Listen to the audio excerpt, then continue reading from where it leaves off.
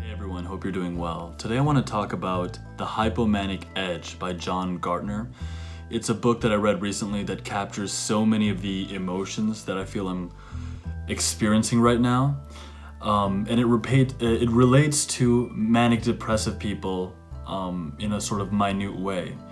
Manic depressives are, of course, people who go through these insane peaks and valleys in their emotional content. When they're in a manic phase, they have an amazing optimism, like almost arrogant levels of confidence, tremendous creative output, and they just are, their sheer energy makes them like quite magnetic. And then they also go through these phases where they're wrestling with tremendous sadness and lethargy. And there's a lot of famous creative people who identify or could be diagnosed as manic depressives, including Pablo Picasso and the comedians Jim Carrey and Robin Williams when he was alive.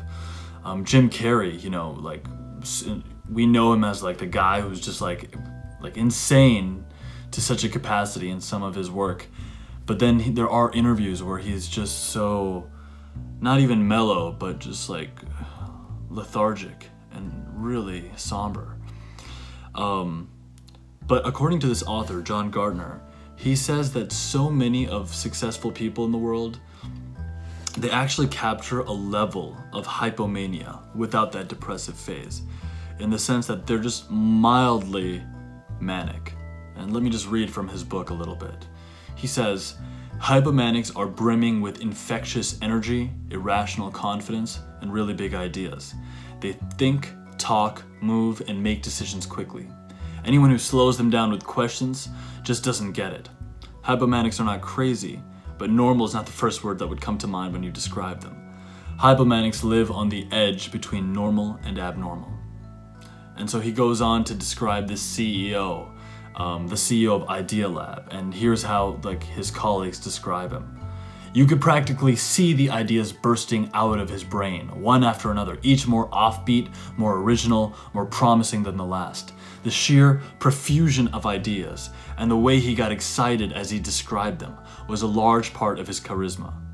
Hypomania is not in and of itself an illness. It is a temperament characterized by elevated mood, a state of being highly intoxicating, powerful, productive, and desirable. It's crazy.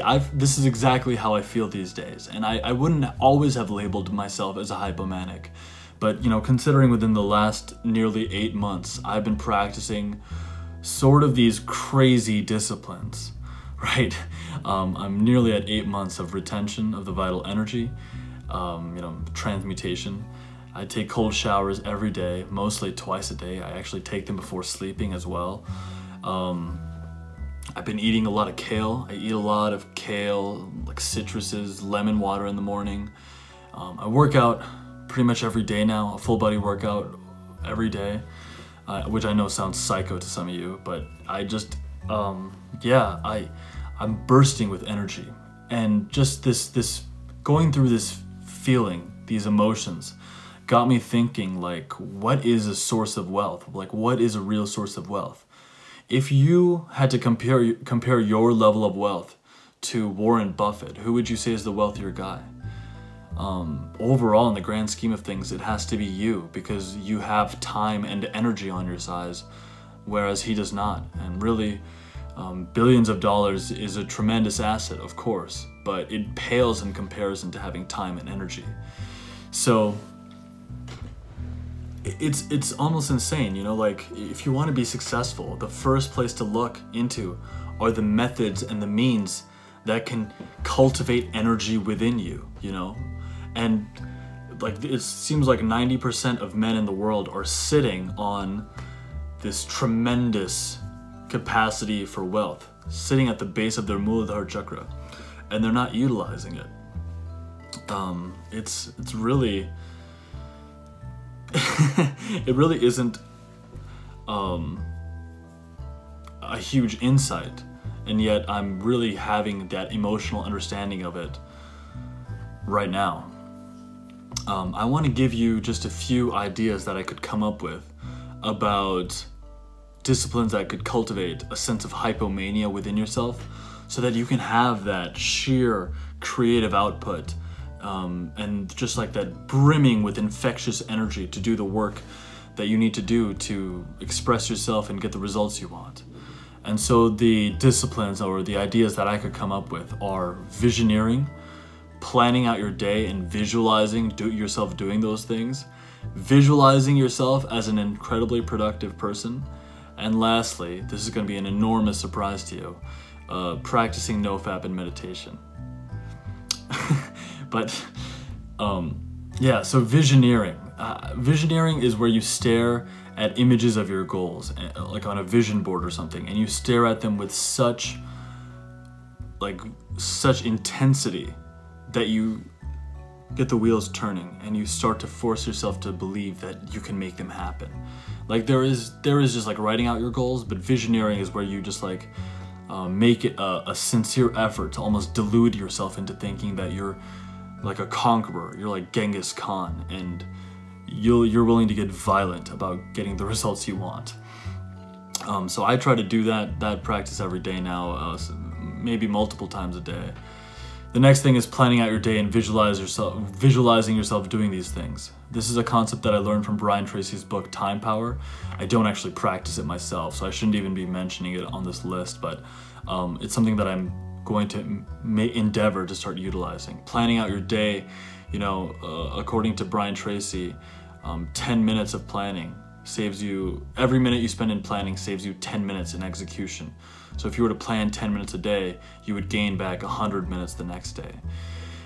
Visualizing yourself as incredibly productive. If you were just to like act as if, play the role of being like, yo, I'm like a hustler. I'm the guy who gets things done.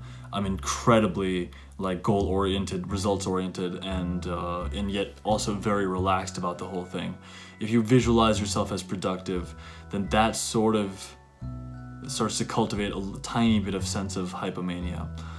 And the last principle, of course, is NoFap and meditation. And I really want to stress the latter half of that, meditation, because I have started experiencing a little bit of aggression and impatience with people. If I just do NoFap, if I just only focus on NoFap, then I don't know, I sort of start to get the sensation that I'm not putting up with people's, like, I become less polite and maybe a little more like get out of my way type of thinking. There is like an inner rage that is associated with your lustful thoughts. Like lust and anger go hand in hand. So unless you're transmuting fully, if you're not like seriously committed to transmutation through meditation, then a little bit of like impatience and anger can also come out. But yeah, visioneering, planning out your day, and visualizing yourself doing that way to the best of your ability, visualizing yourself as incredibly productive, and then of course transmutation of the vital energy and meditation. I want to leave you with this description of Alexander Hamilton, because I feel like anyone who practices these disciplines that come out of, you know, ancient Eastern texts, but really knowledge that was even true in like 19th century or 20th century England. You know, it's like up until very recently, all this stuff was very common knowledge and common attempted practice.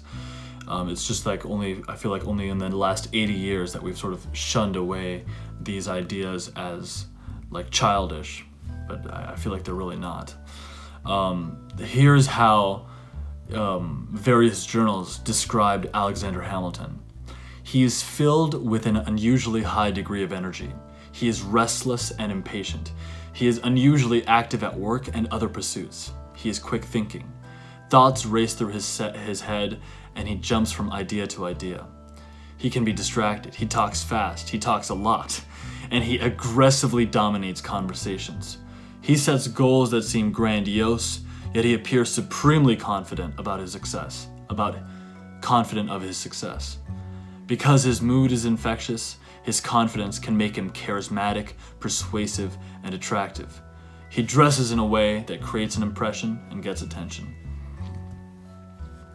For anyone on this path, Are you going through this as I am? I'd love to hear your thoughts. I'd love to know if I'm the only hypomanic in the room or if I'm not so crazy.